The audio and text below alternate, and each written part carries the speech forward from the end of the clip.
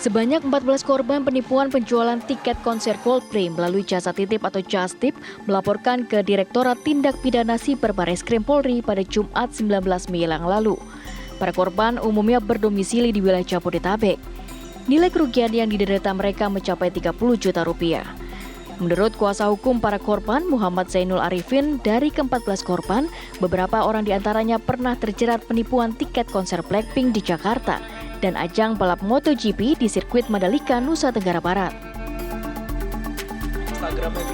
Sementara itu dari Palembang, Sumatera Selatan juga dikabarkan seorang dokter mengaku telah tertipu akun jasa titip di sosial media dalam upaya membeli tiket konser Coldplay pada tanggal 15 November 2023 yang lalu.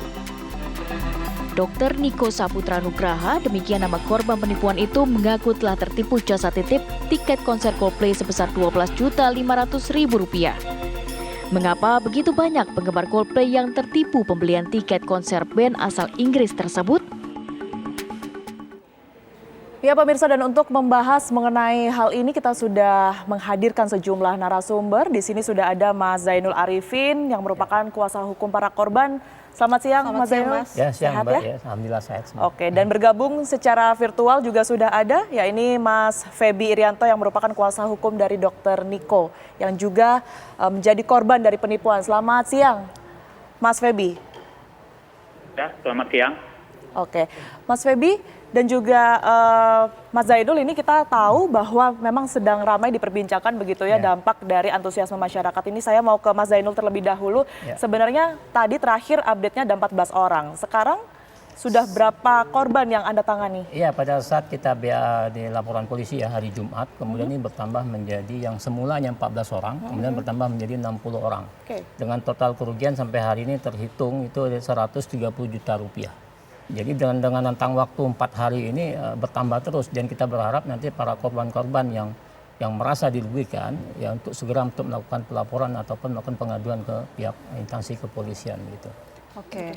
Dari 130 juta kerugian yang klien Anda alami, ini paling besar harga tiketnya dijual berapa? Ada kerugian satu orang itu ada 32 juta. 32 juta? 32 juta, dia beli tiket itu kisaran 8 juta rupiah. Untuk kategori? Untuk kategori 1 ya, cap 1 ya. Cat 1 kalau nggak salah 5 juta ya? Ya, karena dia menggunakan Justip, dia karena dia ngefan ya, mau nggak mau dia terpaksa membeli, yang nggak taunya kena penipuan itu. Nah, itu yang kita sangat sesalkan sekali gitu. Oke, saya ke Mas Feby. Mas Feby, kalau dari klien Anda, apa yang kemudian ini menjadikan dirinya tuh cukup yakin begitu akan menggunakan Justip tersebut? Ya, pertama Mbak ya, itu kan kenapa bisa tertipu itu rasa keinginan yang tinggi sebenarnya dari klien kita untuk menghadirkan secara langsung di konser Coldplay kan. Makanya itu ingin mencari tiket secara langsung.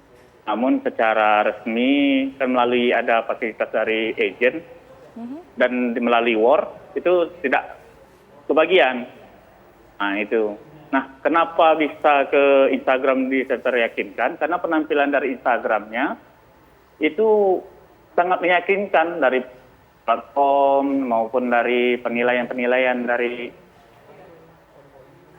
teman-teman yang lainnya terhadap Instagram itu, sehingga kita terkaburkan dari penilaiannya, seperti itu. Kalau klien Anda sendiri kerugiannya sampai berapa, Mas Feby? Kalau klien kita itu kerugiannya 12.500.000 di tiket CAC 1 dengan 2 tiket. Oke. Tapi sebelumnya apakah juga mempertimbangkan dengan akun-akun lainnya begitu, atau apa ya, mengingat ini kan literasi media juga menjadi pertimbangan sehingga tidak bisa terkecoh dengan akun-akun bodong seperti ini, Mas? Sebenarnya Mbak, kalaupun memang itu sebenarnya kita dari klien juga sudah terkonfirmasi sebenarnya kan. Tapi karena keinginan tadi dibilang bahwasannya tiket ini akan segera habis, dan komunikasi yang baik dari kami duga penipu ini dari platform Instagram ini yang membuat kita teralihkan. Sehingga kita yakin dan ingin cepat waktu yang dengan range waktu yang singkat kan. Nah, 12.500.000 itu kan untuk kategori 1 ya. Apakah Dokter Niko nih pernah tanya Cat 1 itu kan kalau dijual secara biasa ya dari promotor langsung sekitar 5 jutaan. Nah, ini biaya sisanya digunakan untuk apa-apa saja? Dijelaskan nggak oleh penjual tiket? Kalau untuk penjelasan detailnya tidak, tapi kan karena kita mengetahui bahwasannya ini jasa titip kan untuk jasanya seperti itu. Oke, jadi artinya tidak ambil pusing ya, entah berapa harga sebenarnya dan kemudian yang dibayarkan, yang ditembak oleh si penjual itu harganya berapa. Nah dari sini Dokter Niko kemudian ada keinginankah untuk bisa mendapatkan uang kembali, Mas Feby? Kalau keinginan sih sebenarnya ya kita sudah pahami kan, kalaupun ini sudah ranahnya ke tindak pidana, ya kan. Kalaupun memang ini harapannya sih sebenarnya kalaupun memang uangnya balik ya alhamdulillah. Tapi pada prioritasnya dari klien kita ingin sebenarnya ini edukasi ini tersalurkan, jangan sampai bahasa kita kan panik buying untuk penikmat dari konser Coldplay ini terus terrealisasi dimanfaati oleh oknum-oknum yang tidak bisa dipertanggungjawabkan. Mudah-mudahan ditangkap. Oke, itu harapan dari Mas Feby begitu ya. Kalau dari Mas Zainul, sudah sampai mana pelaporannya? Saat ini sudah masuk dalam proses penyelidikan ya. Salah satunya nanti besok kita pagi nanti akan di BAP oleh kawan-kawan penyidik terkait dengan pengembangan peristiwa pidananya. Nah mungkin setelah besok mungkin ada pemanggilan para saksi yang lain sehingga meramukan peristiwa pidana kemudian akan menemukan para tersangka. Namun barang tentu dari persoalan itu kan ada 3 undang-undang ya yang bisa dikenakan ke pelakunya pada saat kita BAP, yaitu ITE, kemudian ada undang-undang pencucian uang dan juga ada KUHP. Nah, saya melanjut dari rekan saya tadi menyampaikan bahwa apakah ada keinginan para korban untuk dikembalikan uangnya. Barang tentu para korban berharap uang ini dapat dikembalikan. Karena bagaimanapun juga ini ada pasal tindak pidana pencucian uang. Yang mana tindak pidana pencucian uang ini memungkinkan bagi korban untuk dikembalikan kerugiannya sekiranya pada saat melakukan tracing nomor rekening yang kita sampaikan ke penyidik itu bisa ditelusuri di manakah aset-asetnya ataukah dia dicuci ke aset-aset yang bergerak ataupun tidak bergerak, ya itu bisa disita. Kemudian setelah disita melalui proses penegakan hukum dan masuk ke proses persidangan dan bisa melalui putusan ingkrah bisa dikembalikan. Sama halnya dengan seperti robot trading ya, kalau kita bicara kasus yang lain robot trading DNA Pro juga begitu, di putusan hakim bisa dikembalikan ke korban melalui tindak pidana pencucian uang. Jadi maka kita berharap bagi para korban jangan takutlah untuk melakukan laporan karena ini merupakan satu keinginan kita bersama untuk membentuk suatu regulasi terkait dengan just tip ini. Karena bagaimanapun juga ini kan peran penting dari para promotor ya. Kita setuju dengan kawan-kawan penyidik khususnya Cyber Barreskrim akan memanggil promotor resmi karena bagaimanapun juga mereka harus memiliki andil tanggung jawab terkait dengan persoalan ini terjadi. Kenapa sejak dari awal tidak ada sosialisasi yang disampaikan kepada masyarakat sehingga masyarakat tidak tahu sebetulnya mana yang di-hire oleh promotor resmi ini kepada justice yang mereka titipkan terkait dengan tiket itu sehingga ini terjadi di pembiaran begitu saja sehingga masyarakat menjadi kebingungan dan celakanya pada saat itu langsung terjadi stop terjadi war itu. Mas Zainul mohon maaf saya harus potong sebentar karena kita akan menyaksikan langsung dari Kominfo ini ada Mahfud MD yang kemudian menyampaikan keterangannya berkaitan dengan BTS korupsi. Ada peristiwa ini lalu diganti. Sudah diusulkan jauh sebelum ini dan saya tinggal melantik besok jam 11 atau jam 12. Cukup ya, saya ada acara di istana. CPKP seperti apa Pak Mahfud? Pak Mahfud. Pak Bapak sampai Pak, nanti Pak. Harus sehat Pak. Ya, itu sama-sama tadi kita mendengar keterangan dari Menko Polhukam Mahfud MD berkaitan dengan adanya korupsi BTS 4G. Begitu kita akan kembali melanjutkan perbincangan dengan Mas Zainul. Ya. Mas Zainul tadi Anda sempat mengatakan bahwa akan melibatkan promotor di sini. Sebenarnya dasarnya untuk kemudian ini bisa melibatkan promotor, ini apa Mas Zainul? Kan mereka kan sudah menyediakan website resmi. Tapi mereka tentunya tidak bisa memantau siapa yang melakukan just tip dan calo-calo itu. Nah di sini kan ada peran namanya peran untuk melakukan sosialisasi ya, karena mereka harus menyadari bahwa penggemar fanatik dari grup band Coldplay ini sangat banyak.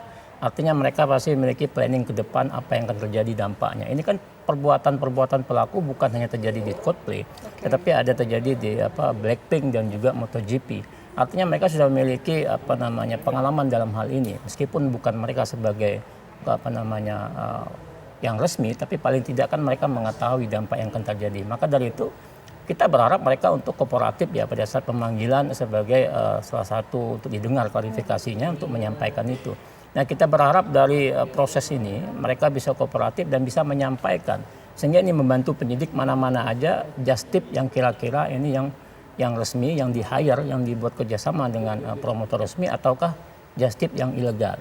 Nah, kalau ini tidak dijelaskan kepada kawan-kawan penyidik, maka kan nanti jadi persoalan bias ya. Nanti penangkapan hukumnya, penegakan hukumnya akan disalah.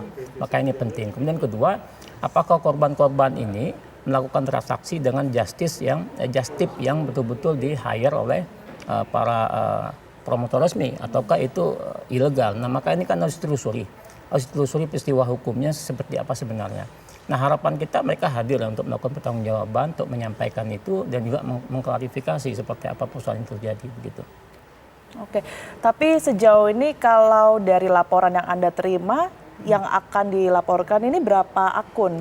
Yang kita laporkan pada saat hari Jumat itu ada 5 ya. Ada 5 akun, kemudian ada 5 nama, kemudian ada 5 nomor rekening. Bukti-bukti elektronik yang kita telah sampaikan ke kawan-kawan cyber itu kan salah satunya akunnya, kemudian salah satu bukti rekening dan nomor telepon, dan itu bisa ditelusuri dan kita berharap ini cepat dilakukan penegakan hukum gitu. Oke, Mas Zainul dan juga Mas Feby, kita masih akan ingin memperdalam ya mengenai hal ini, tapi apa kabar Indonesia Siang harus jeda terlebih dahulu. Kami kembali saat lagi. Anda kembali di Apa Kabar Indonesia Siang, pemirsa, dan kembali kami akan mengajak Anda untuk berbincang berkaitan dengan adanya penipuan tiket Coldplay. Saya akan kembali ke Mas Feby. Ya, ke Mas Feby. Masih tersambung bersama kami, Mas Feby? Ya. Oke. Mas Feby, mungkin boleh diceritakan ini untuk modus operandi pada saat melakukan atau menawarkan tiket tersebut terhadap klien Anda. Ini apa, Mas, modusnya?